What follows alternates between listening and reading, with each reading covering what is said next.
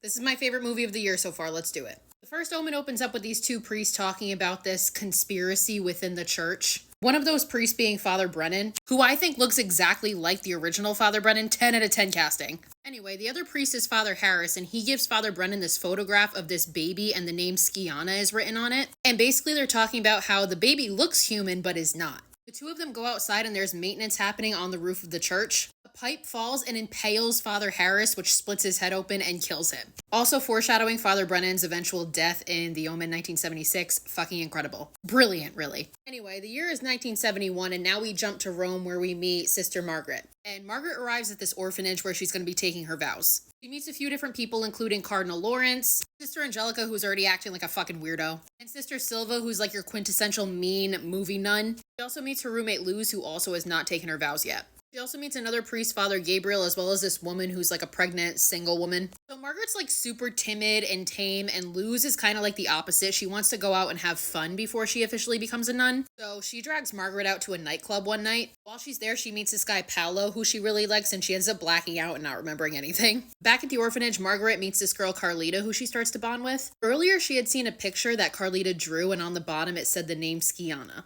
We see that Carlita's kind of an outcast because she has these like weird visions. Well, Margaret's like sitting in the square one day minding her own business when Father Brennan approaches her and warns her about Carlita. And he tells Margaret that evil things are going to happen around this girl. Later on, Margaret finds Angelica, the weird nun, showing Carlita this picture that she drew of a pregnant woman. It's like a weird ass fucking picture, and Margaret's like, I don't really think that's appropriate to be showing to the children, you fucking weirdo. A few minutes later, Margaret and Carlita look up to see Angelica standing on the balcony. Angelica proceeds to look at them, say it's all for you, set herself on fire, and then jump and hang to death. Or burn to death. I don't know which got her first. Obviously, another callback to the original movie minus the burning. They really one-upped it here. At this point, Margaret seeks out Father Brennan because she's like, okay, you're kind of right, like evil shit's happening. And Father Brennan explains that there are radicals within the church, and they are trying to fight against the rise of secularism, and to do that, they are trying to birth the Antichrist to basically instill fear in people, so that they have no choice but to turn back to God and the church.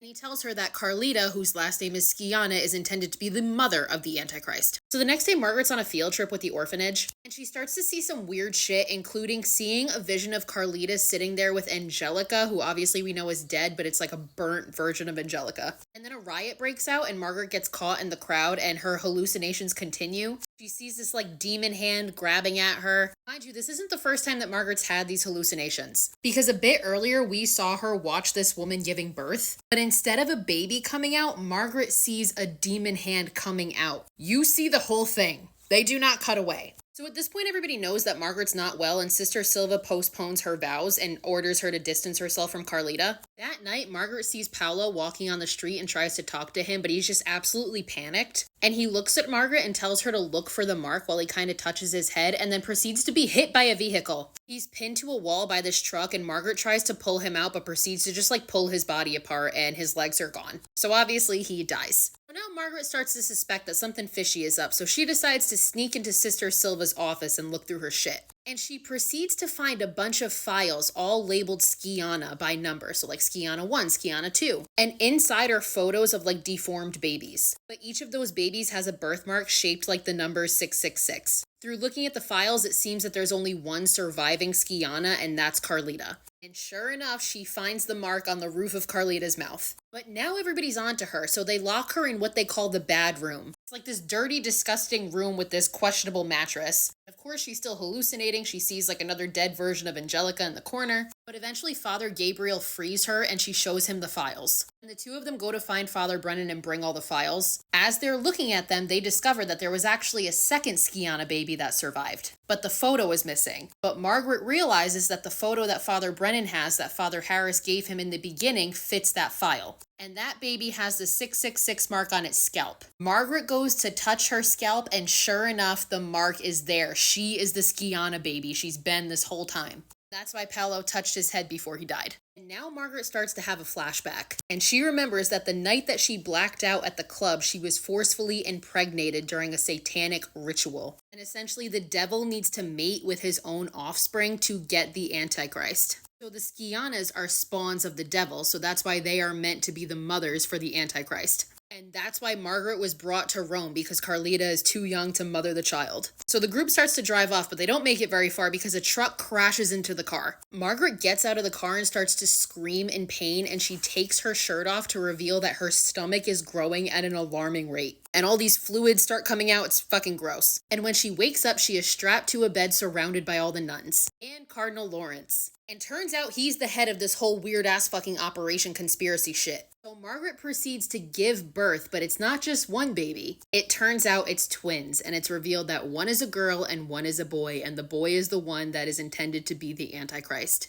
While everybody's celebrating, Margaret manages to grab a scalpel and she proceeds to stab Cardinal Lawrence in the throat and kill him. She then grabs the boy, obviously her son, and she holds the scalpel to him, but she's not able to do it. And before she can even do anything, Luz, this backstabbing bitch, stabs her in the stomach. And her and all the nuns grab the baby boy and set the place on fire. But just as we think that Margaret is left to die, Carlita comes in and drags her and the baby girl out of the fire. When Margaret looks back, she looks into the flames and sees a jackal, aka the devil, aka the father of her babies. And then we see what is the beginning of the story of the Omen from 1976, which obviously, if you haven't understood at this point, this movie is a prequel to that. And we see the baby, the Antichrist that Margaret just birthed, being given to Robert Thorne. But it doesn't end there, because we see that years have gone by, and we see that Margaret and Carlita are living along with Margaret's daughter in this remote cabin. But one night they get a knock on the door. And turns out it's Father Brennan. He tells Margaret that the church has found out that she's alive and is going to come hunting her.